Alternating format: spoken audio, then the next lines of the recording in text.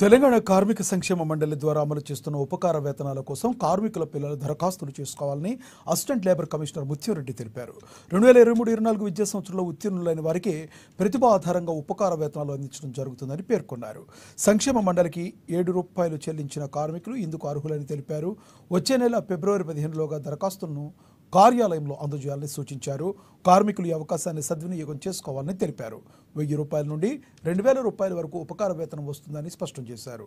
ఏమైనా సందేహాలు ఉంటే ఇతర వివరాలకు కార్యాలయంలో సంప్రదించి నివృత్తి చేసుకోవాలని సూచించారు.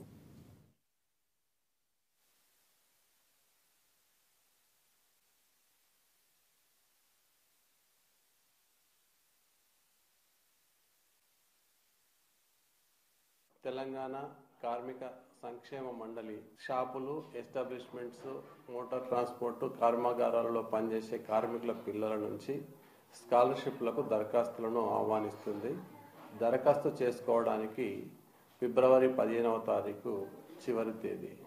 ఎవరైతే కార్మికులు లేబర్ వెల్ఫేర్ ఫండ్ ₹7 చెల్లించి నమోదు చేసుకుంటారో 2023-24 సంబంధించినటువంటి సంవత్సరానికి ఈ స్కాలర్షిప్లకు దరఖాస్తులను ఆహ్వానించడం జరుగుతుంది.